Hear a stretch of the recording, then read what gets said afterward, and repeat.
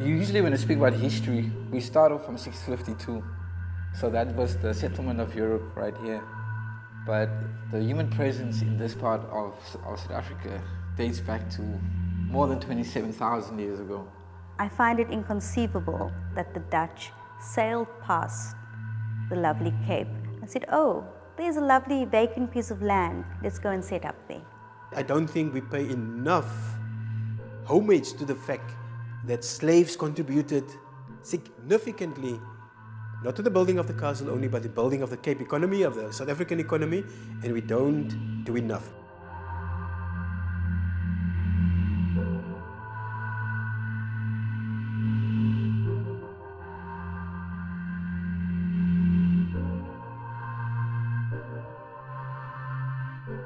It's very important that we do commend what government has put in, 108 million rand to deal with the physical makeover and to make it a better castle. It's not done for its own sake, just because the Defence Force wants to be nice, but it's done in order to create an environment in which people can not only begin to find themselves, but also to seek to understand each other.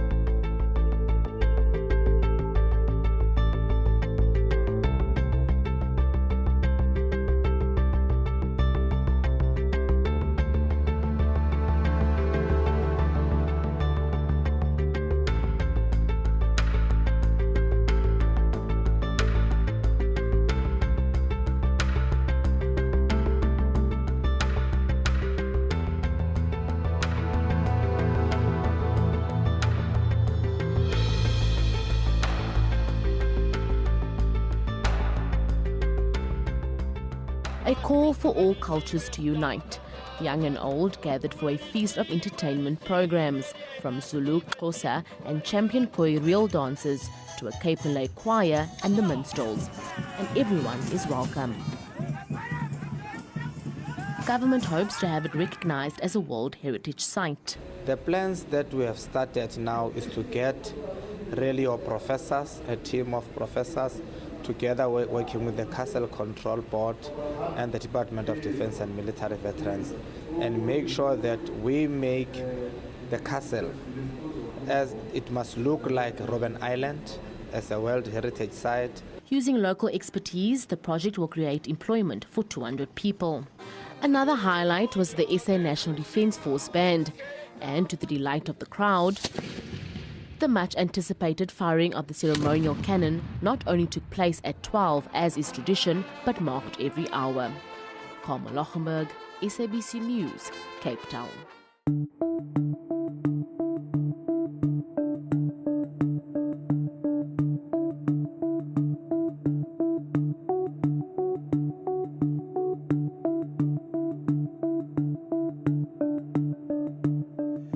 Obviously, the Dutch were not the first people to arrive on the southwestern coast of South Africa. There were the Portuguese before them, the Spaniards before them. But I think why the focus is on the Dutch when they landed here in 1652, and even before that, they meant business. The Europeans were not willing to learn the means and the mechanisms of communication and ways of living of the indigenous people. A lot of the information has been lost, and it's not really residing within Cape Town anymore, like the old name of Cape Town. So that's where I heard of the Cape, meaning covered in clouds. I think the arrival of the Dutch in South Africa, at the southernmost tip of Africa, to me points to the first point of land dispossession at the tip of Africa. This place, called Cape, is a beautiful place, and it's always been like that. You can imagine like this backdrop of Table Mountain, very green, beautiful, lush green, filled with food, different types of medicines. It's a bit of a utopia right here. So for the Khoi people living here, they thrived here. This was an amazing place for them. Some of the oral history also says this is where spirituality among Khoikhoi and Bushman people occurred. This is where the birthing of spirituality.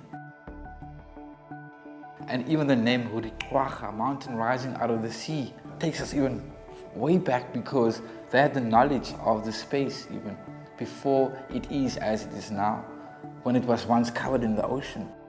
They really eyed the southernmost part of Africa for a variety of reasons, but the major one is the long journey to get from Rotterdam or where they ever come from to the east, to the spices of the east. So they were worried about all the diseases on the ships and all of the mutinies on the ships. So they needed a halfway station in between Europe and the east. However, the reality of what happened then is that South Africa was not an unoccupied space. It had people, and therefore there had to be negotiations in terms of acquiring the needed space for them. The governors of the Dutch Empire, so to speak, were only deployed for short periods. So they deployed for 10-year periods. So the first 10-year period was Van Riebeeck's. And he built a fort, a wood, clay, and stone fort, not too far from here, just opposite on the parade side of the castle. I think he misjudged the weather of the Cape. After the first couple of months or the first winter, they realized that this wooden and clay and brick structure will not last forever. So during his middle way of his tenure, they've decided to look for a better spot and for a more permanent kind of structure. And that happened, the first clearing of this ground at the castle happened on the 25th of September in 1665. For the Dutch to set up in Cape Town, something had to be removed. It's common sense that something had to be dispossessed. One of the settlements was the settlement of Gogosua, one of the local captains of the Khoi indigenous people here, had to be removed in order for the castle to be built eventually, as I say, on the 2nd of January 1665. So I think in a way, that's the first recorded displacement of people from the land of birth. They were living their authentic lives. They were living in the best manner in which they knew how. They were living in a practiced manner, and that was fine, that was good. It served them well. When the Dutch came and when the castle was built, that had to change because they now had to accommodate this castle being built on their space. Given the tendencies of those years, the 1500s and the 1400s, the negotiation was less about seeking to convince and negotiate with people for things. There had always been a military aspect. In other words, the tendency to take things by force. I think most of the captains, most of the kings of the indigenous people were okay with trading.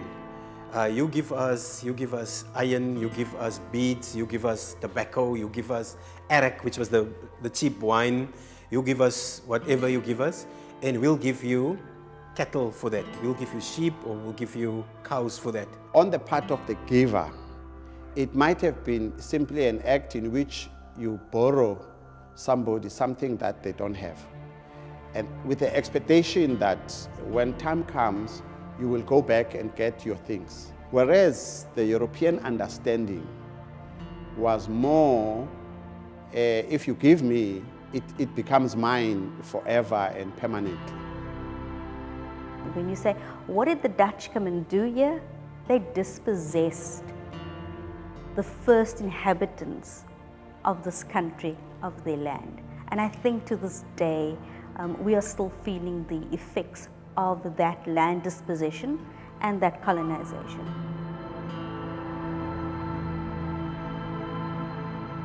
The people were not necessarily willing participants in that.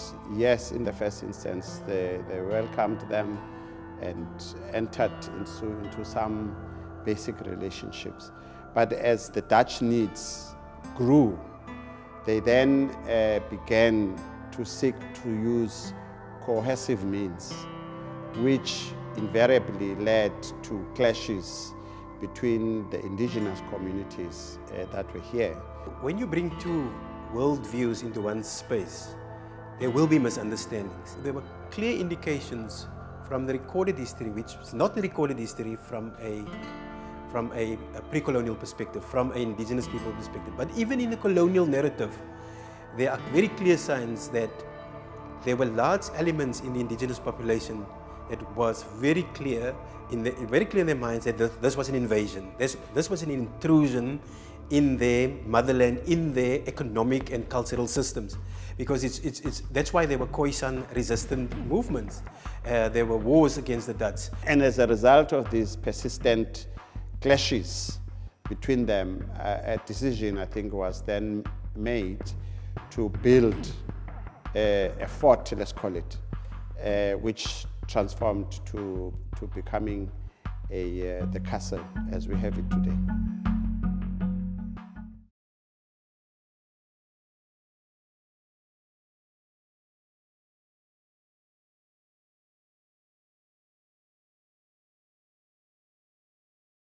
The design philosophy behind the castle, like all fortification, is a military. It's a military design. The way that the castle is also designed, it's not like the fort, four points. It's got 5 points. So it's almost in a formation that you can, when the enemy is coming, there's no point where you will miss the enemy. Yeah, like this 5-pointed star, pentagram, took a lot of work, a lot of effort, a lot of pain, blood, sweat, tears, everything. So the colonial viewpoint would be that the earlier colonialists would have built the castle, which cannot be true. It is undeniable that slavery and oppression were part and parcel of the Castle of Good Hope. The whole castle is built with rocks. It's not bricks made somewhere, which then means these people had to go and hew the rocks from the surrounding mountains, bring them here and work here. If you look at the heavy beams, surely a handful of early colonialists could never have done that alone. It's always portrayed that the Dutch colonialists built this castle, or they say Van der Stel or Van Riebeeck built the fort, but they needed hands, and the hands from Europe were not enough. So where do they get the hands? In order to build the castle now, practically, they then needed extra labor. And that necessitated bringing in not Europeans from Holland, but bringing in slaves, firstly from Angola, and then secondly, because the Dutch East India Company had already moved into Indonesia. If you look at the official Dutch approach to indigenous people, was not to enslave them and not to treat them badly, whatever the word badly meant. Because if you look at what really happened on the ground, then treating poorly in their eyes and in the indigenous people were two different things. Let's accept that they didn't want to enslave the indigenous people. It was a policy. But by the time they got here, they were already enslaving people of the East. They already had a couple of centuries of slavery. Those kind of relationships were transported into the castle setup. The castle is not only this wonderful, grand building. The castle hides so many painful stories. The castle hides so many vicious stories. I even heard that you can even find skeletons within the walls, because as they were built, a lot of them died in the process. So they didn't still want to go through a whole process of burying someone. So they basically put skeletons. So these bones in between these walls.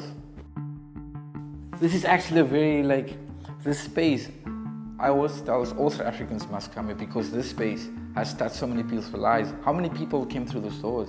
How many people was locked up in the cells? How many people were tortured?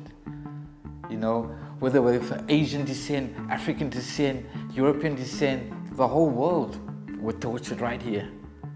They were forced. It was by the whoop. The torture chamber was just that. It was a torture chamber. And we find that we have very many Europeans visiting, and it is the one place that affects them very deeply. And it affects them very deeply on two completely different levels.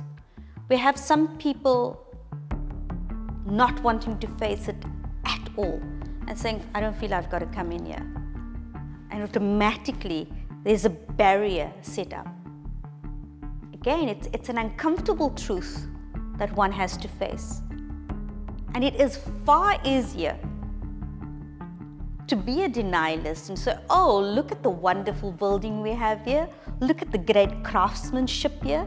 Look at how wonderfully thick these walls are and how fabulously this castle was built. That is what we've become used to. That in that torture room, people were made to confess to things they never did. People were there for days and days and days. And you say, oh, well, you know what? The apartheid government used to detain people for days and days and days until they confessed to things they never did. Why are you surprised at that? That was common practice at the castle long before the apartheid government. I was one confronted in that area, in the torture chamber, by a white woman.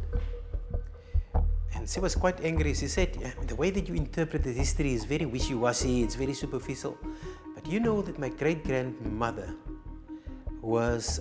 she had a relationship with a slave at this castle. And the slave, the man, was sentenced to death. But my great-great-grandmother was sentenced to be tortured and mutilated. She was first kept in the torture chamber, and when her face was branded, she was cut. There were literally marks with a hot iron burned into her flesh so that no man would be interested in her. This woman was angry, and she was from France, I think, presumably. She spoke with an accent. And why don't you, in a sensitive manner, also portray what kind of injustices happened in this castle? And that really made me set up straight. Because I thought by putting a chain there, by hanging, by sewing this pulley, we are doing enough. We're really at that point where we want to not only talk about the good things that happen at the castle, or, we're already at the point where we want to balance the castle, but really to give us interpretation techniques to speak to this woman's pain, to also make her feel that the real true story are the people who were in and out of the torture chambers. Some of them were put behind a horses, and pulled out of this castle and were put on either under the gallows or on what do we call a pole outside of the castle for the crows and the birds of prey to eat their flesh.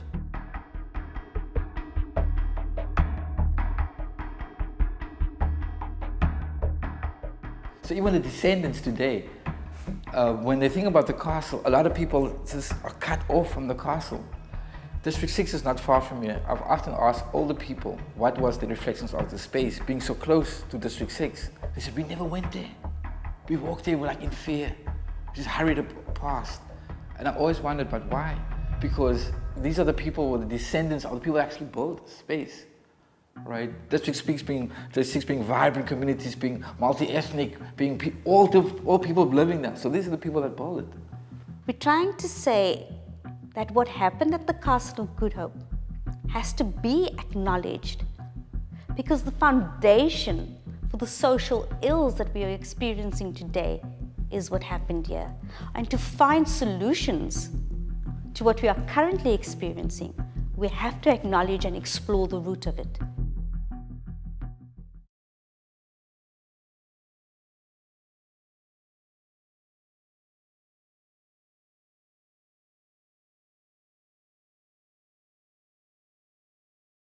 this castle was the first formal government of South Africa, the first High Court, Supreme Court, the first Court of Appeal, first council, the first church, all in here.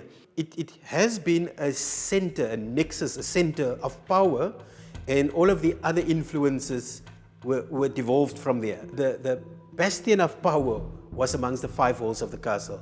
And nothing personifies that better than the cut balcony, where all the important decisions affecting the lives of the citizens were read off in the form of placards, of the Dutch called it plakate, where the people were called together in the front courtyard and were informed about the major decisions about who's going to die, who's going to be married, who's going to be baptized, who's going to be land titles going to be allocated, whose land is going to be taken off, who's going to be sent out to war. All of those important decisions were taken here. This became a garrison, in other words, a place where they could be protected, and obviously as established governments settled, then they used this as a place of protection, and therefore the number of soldiers increased within this.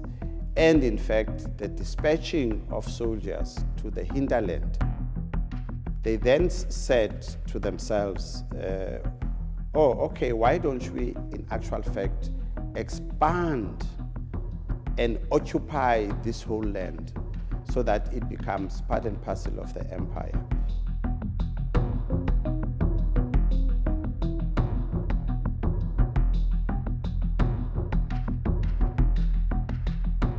One of the ladies whom we will be honoring on the 19th of August, Kretua, is a very young girl who was lured into the Van Riebeeck household to not only play a kind of a servant, but also to play a translation role. Kretua, also known as Eva, is very often referred to as the mother of a nation. Something that was important for me, and that is important for me, that stands out for me, is the issue of identity and the issue of duality. What have you done? Oh, what have you done to me? I'm building walls all around. She gets brought in here as a house help of the Van Riebeecks. But of course, there's always been contempt for her culture by the Van Riebeecks and their ilk. So they also then obviously engaged in a process of transformation to say to her, to do to her really than say, to do to her, what we have is better than what you had outside the castle. Then the second thing is she became a translator because she understood the Dutch language, because she lived here. Everybody, I was born loving everybody. Everybody, but now where things are moving way too fast, they need to slow down. She had the intelligence to be a part of the Dutch society, and she also came from her indigenous tribe. And that was a space that not very many people could move between at that time. She had the ability to move between the two spaces. But that in itself led to a conflict within her. She didn't know where she fit in. And that put her in a very bad situation with regards to her people, who then, obviously, to use today's language, regarded her as a sellout, because they were never sure if she says everything that they are saying in terms of the consequences of what actually happened. And on the other hand, of course, the Van Riebeecks, the Dutch, were never sure whether she is totally loyal to the cause of the empire. So that's the second thing. And the third thing, as part of that denuding of the self, she then gets converted to become a Christian, and her name becomes Eva. And so, according to them, the transformation is complete.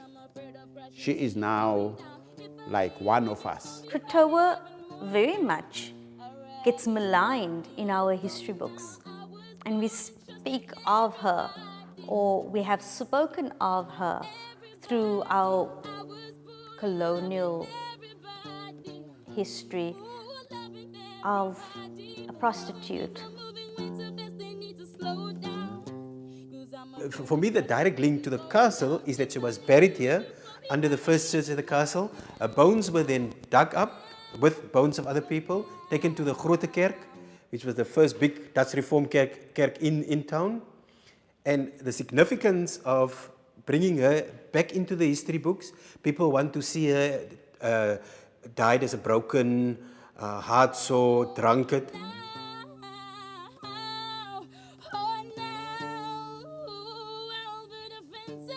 Is that all she was? And again, looking at society today, prostitution, alcoholism, drug abuse, what are the underlying problems? So I think we must understand that, and in a sense, why it's important to honor her is he represents all the good, all the bad, and all the ugly of when you colonize, when you have a brutal force, a brutal colonial force impose itself on indigenous people, bringing your cultural norms, your diseases, your language, and then you say, look how they are. And I think we want to restore her place in history, like all the other mothers of our nation.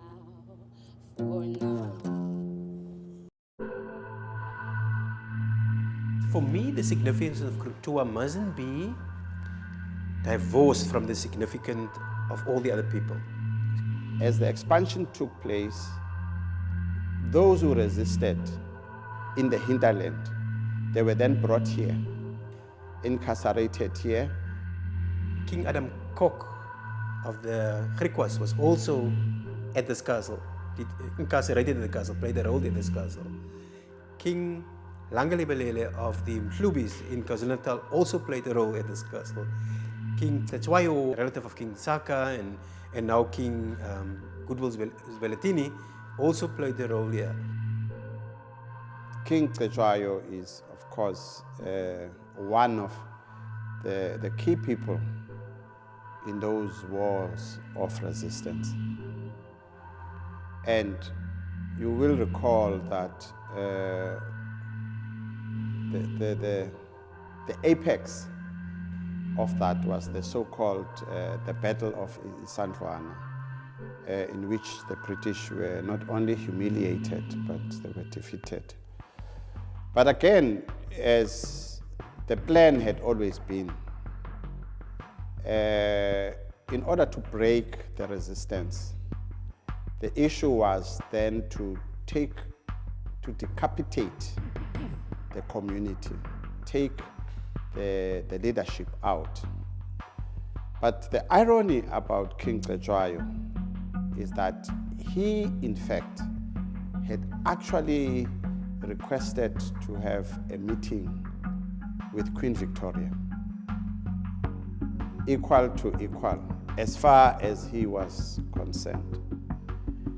And then you got the colonial masters in the Western Cape, sort of, which was the headquarters, as it were, of the colony, deceiving King Cetshwayo that he is in fact going to be taken to the Queen.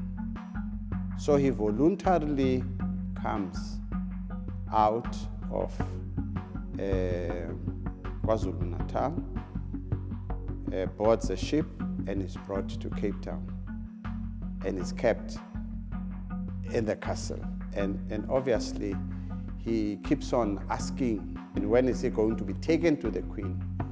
And they just kept on, I guess, saying all kinds of things in order to prevent him.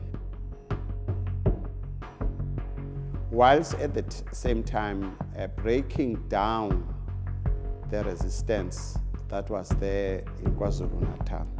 There's also Adam Tas, the first the farmer, who was opposing colonial rule. There's King Sekhukhune or Chief Sekhukhune from Limpopo. So the point that I want to make, the castle belongs to all. If you look at the recent history of the castle, the period 60 years before the release of Mandela, this used to be the army headquarters.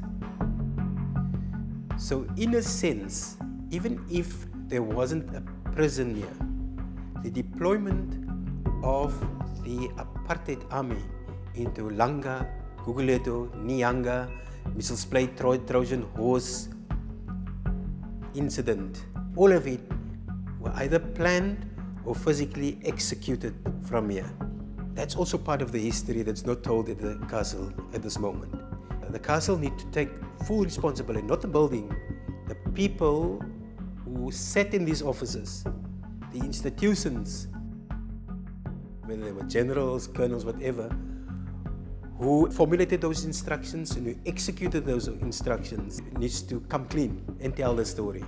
I think 20, 22, 25 years, even 30 years is enough space between the painful things that happen and the people who endured those pain to tell their stories at the castle. There's no excuses to cut out and paste somewhere some of those uncomfortable stories. We can't celebrate people being put in slave, we can't celebrate torturing people, killing people. We can't celebrate.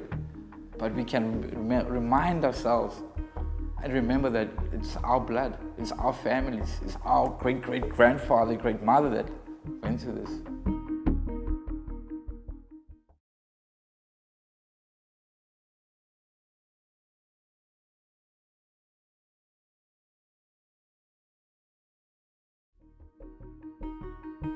As a center of punishment, as a center of meting out justice, the role of the castle is very important and should not be underestimated. A lot of, we will call it the center of justice. Many of us will today say it's injustice because if we extract a confession from a prisoner or of a detainee, how can it be justice? But in terms of Dutch Roman law, that was perfectly justice in their eyes. So I think in this commemoration, we also want to point out the injustices in the name of justice that we meted out in the walls of the castle and how we could honor those people who have been detained here, where in the history book they were only made out as prisoners or as detainees. Before you get to that grand scheme, there are these building blocks that are necessary. And the only way they can happen is if we open the gates of the castle.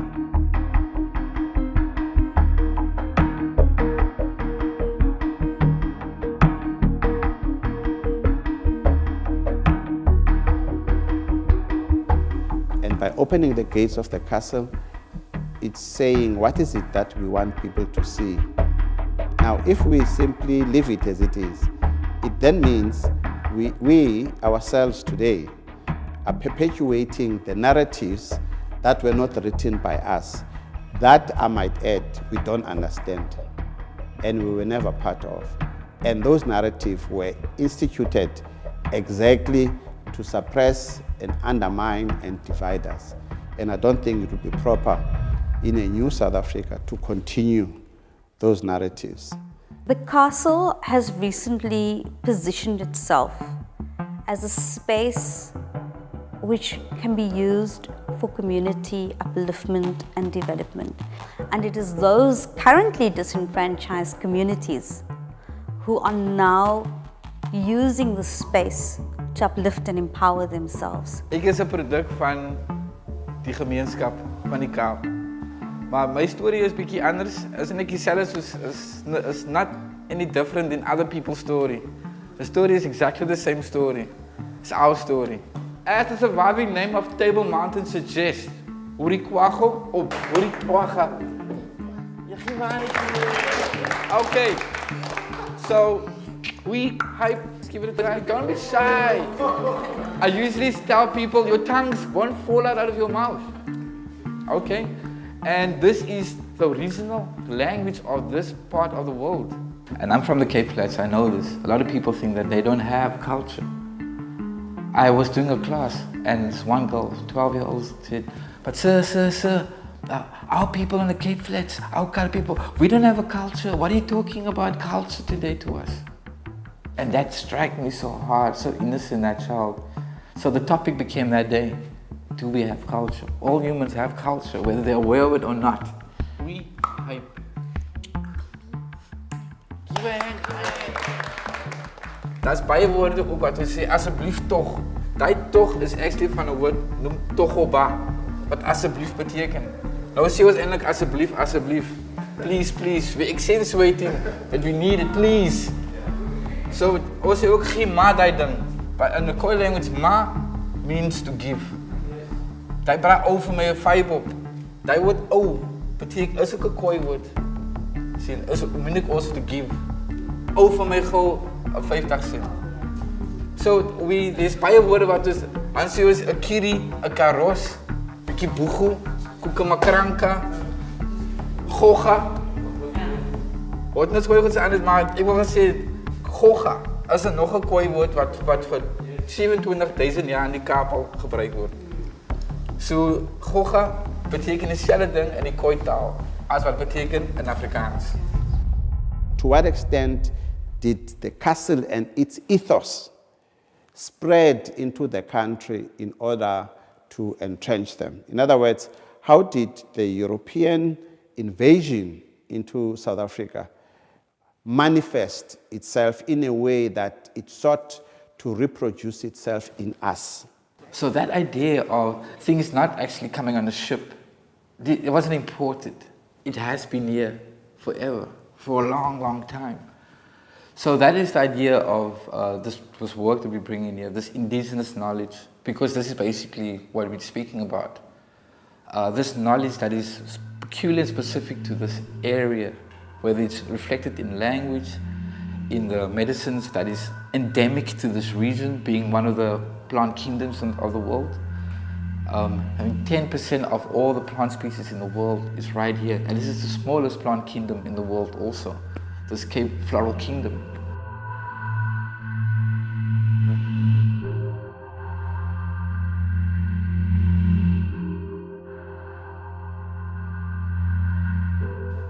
We are actually living in paradise, but we don't know this.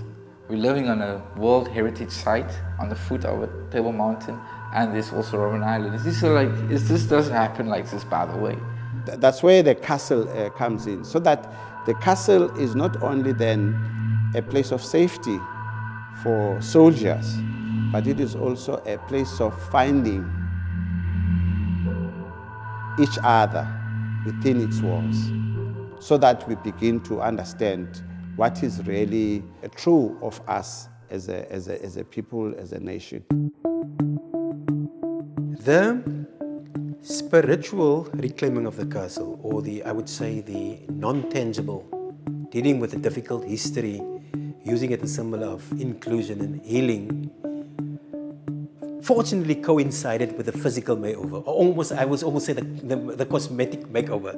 If we kept this castle in the dilapidated state, we would have found it very difficult to sell the message of renewal, of inclusivity, of nation building, of education. In a sense, the physical renewal is reinforcing the spiritual renewal of the castle. It's not simply cosmetic, it's deeper.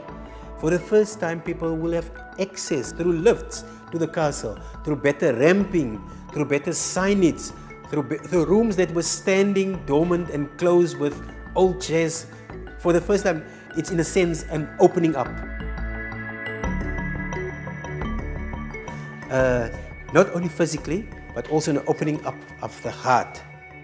And therefore to increase also then the access to learning, both military, social and personal, for our school children. Through projects that have been put in place by the Castle of Good Hope, projects like skills development programs, women empowerment programs, entrepreneurship programs, youth development programs,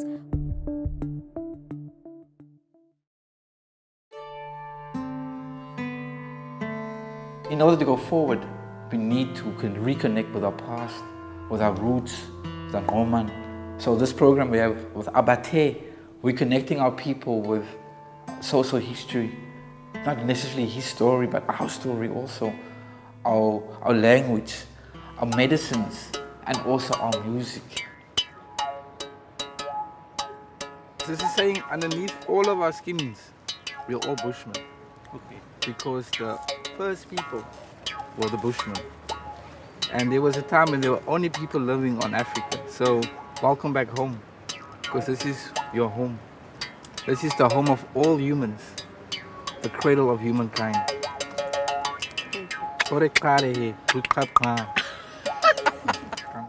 Through these projects, which encourage empowerment, development, transformation, and dialogue, we are not only bringing the people to the castle, but we are taking the castle and its new vision and mission to the people. More importantly though, we are making ordinary South African citizens know that this is a space which is a part of them and of which they are a part. So that kids should come from Limpopo to understand some of the things that are actually going on there now, that they can begin to understand themselves. And stories in themselves don't mean anything, but when the stories can be translated into the effect that they have on people, not only then, but even in today's society, that's when they have to be explored, and that's what we're currently trying to do here. To quote President Mandela, when he said, "Never again shall this nation treat other people in ways that makes anybody feel inferior," it's something that we should actually take seriously and ask the question, what is never again? What are some of those things that actually happened and were inflicted on other people that we should never again produce for this nation, so that we can begin to have a society of equals, a society of mutual respect, a society of dignity for all people. This memory of pain is there, but we're trying to push this memory as far distant back, so let's forget about the pain. So this unmasking it's a process, 360 odd years to undo the pain of that intergenerational pain and that whole thing. It's going to take a lot of time. And that, to me, is one of the challenges that is presented to us today about the castle. Yeah, this is what we want people to connect with themselves, really, and reconnect of who they are. History will hold you accountable. And by calling somebody a Bushman or whatnot or whatever is not helpful for the national agenda of reconciliation.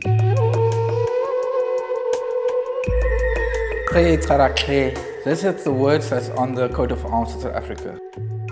Diverse people unite. But that is very powerful, because if you think about it, the Khoi and the San languages has influenced all other languages in the country. Xhosa language got the clicks from them. There's a lot of Nguni languages got many words. Also, the Afrikaans, so many words come from it. Hoga, Ina, Abba, Kiri, Karos, Buhu. There's so many words actually. Even Ha, Yini in Zulu, and Xhosa's Nkomo, Buti, Sisi. There's so many examples, residues, linguistic residues. So we all owe a linguistic debt to the Khoi and San language families. Certainly Nama and some of the remnants of those old languages, there are ways without putting too much even resources in there to still give recognition to those languages and let itself play out. And if people want to identify, give people that identity. of course subject to the national identity. And I think everybody must understand that we have a role to play in that. We need our languages recognized. It's very important because identity is connected to language, culture is connected to language. What we're trying to do with this almost rewriting of our history, of the unearthing of the hidden stories, is also to bring those collective strands together, to try to reunite what colonialism and apartheid divided. We try to do that. But it's very fine nuances and it's complex. And I think we need to respect it, and we respect the difficult work that all of us have as cultural activists to bring an understanding amongst those communities. In other words, how did the European invasion into South Africa manifest itself in a way that it sought to reproduce itself in us, so that we don't get preoccupied with the reproduction of who we are, but begin to understand that no, you are this because of A, B, C, D.